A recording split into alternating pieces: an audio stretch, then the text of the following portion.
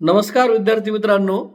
महाराष्ट्रामध्ये BMS BHMSच्या शेवटचे stay vacancy 1 आणि 2 होत आहे.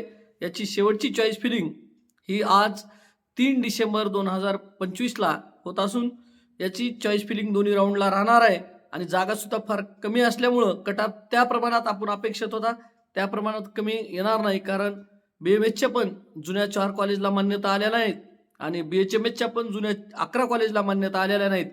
त्याचबरोबर नवीन पण काही कॉलेज येणार होते ते या राऊंडला काही आलेले नसल्यामुळं ज्या शिल्लक जागा राहिल्यात त्यानुसार कट ऑफ येणार आहे. तर शिल्लक जागा आपण पाहून घेऊ.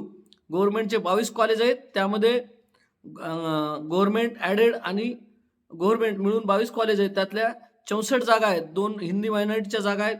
प्रायव्हेट जे कॉलेज आहेत BMSचे एकूण मायनॉरिटीचे पकडून 123 कॉलेज आहेत आणि याच्या जागा इन्स्टिट्यूट कोट्याच्या मॅनेजमेंट कोट्याच्या 163 आणि स्टेट कोट्याच्या 341. तर स्टेट कोट्याच्या कोण्या कॅटेगरीला कशा पद्धतीत राहिलेल्या आहेत जागा ते आपण आता पाहून घेऊ. तर SCच्या 11, STच्या 17, VJच्या 5, NT1च्या 6, NT2च्या 6, NT3च्या 2, OBCच्या 27, SCBCच्या 25 आणि ओपनच्या 220. EWSला जागा ह्या स्टेट कोट्यात ओपनमध्ये असतात, म्हणजे प्रायव्हेट कॉलेजला EWSला कोठा नाही आहे. तर या पद्धतीने तसंच गव्हर्नमेंट BHMSला 11 जागा आहेत एकूण. प्रायव्हेट BHMSला इन्स्टिट्यूट कोट्याला 156 आणि स्टेट कोट्याला 224 आहेत. तर यामध्ये स्टेट कोट्यामध्ये कशा पद्धतीत जागा आहेत? BHMSच्या SCला 12, STला 20, VJला 1, NT1ला 3, NT2ला 3, NT3ला 3, OBCला 22, SCBCला 16 आणि ओपनला 144 अशा जागा आहेत.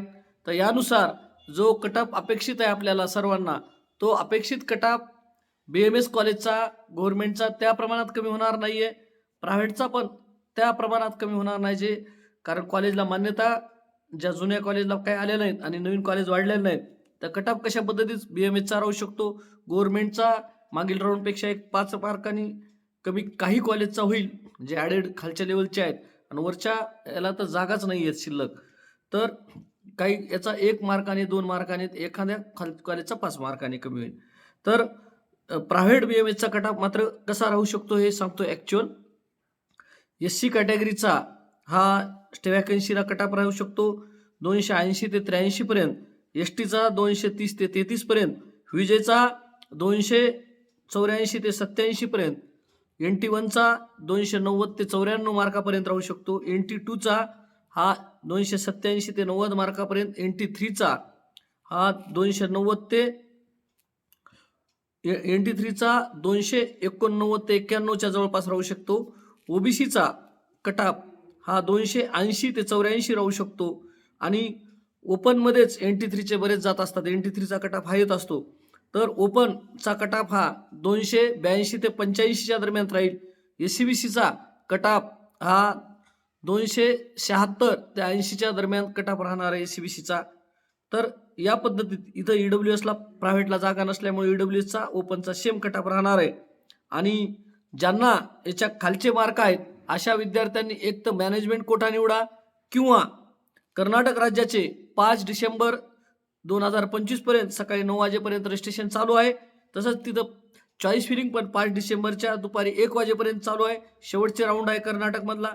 महाराष्ट्रात हा फर्स्ट स्टे वॅकन्सी 4 डिसेंबरला लागेल आणि 5 डिसेंबर ते 7 डिसेंबर जॉईनिंग आहे आणि सेकंड स्टे वॅकन्सी हा याचा लागणार आहे महाराष्ट्राचा 8 डिसेंबरला आणि त्याचे जॉईनिंग 9 डिसेंबर ते 10 डिसेंबर असं ठेवलेलं आहे.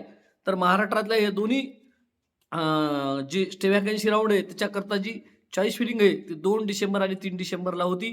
तर तुम्ही या मार्कानुसार आपल्या चॉईस फिलिंग करून घ्यायच्या आहेत किंवा आपल्याला बाहेर राज्याचं काय ऑप्शन कमी मार्कवर कमी फीवर 144 मार्कच्या पुढं कर्नाटक राज्यामध्ये 14, 12, 15 ते 20 लाखापर्यंतचे पॅकेजचे कॉलेज आहेत आणि आपण नक्कीच इथं ऑप्शन 2,500 रुपये फी भरून रजिस्ट्रेशन करून घ्या 5 तारखेच्या सकाळी 9 वाजेपर्यंत, ज्यांनी आजपर्यंत रजिस्ट्रेशन केलेलं नाही. आणि काही लेटेस्ट अपडेट माहिती हवी आहे तर आम्हाला कॉमेंट्स बॉक्समध्ये कॉमेंट्स करून विचारू शकता. BHMSचा कट ऑफ त्याप्रमाणे कमी होणार नाही आहे, कारण तिथं 11 कॉलेजला मान्यता नाही आहेत आणि मागील राऊंडपेक्षा BHMSचा कट ऑफ 1, 2, 4, 5 मार्कापर्यंत जास्तीत जास्त कमी प्रायव्हेट कॉलेजचा होऊ शकतो. धन्यवाद.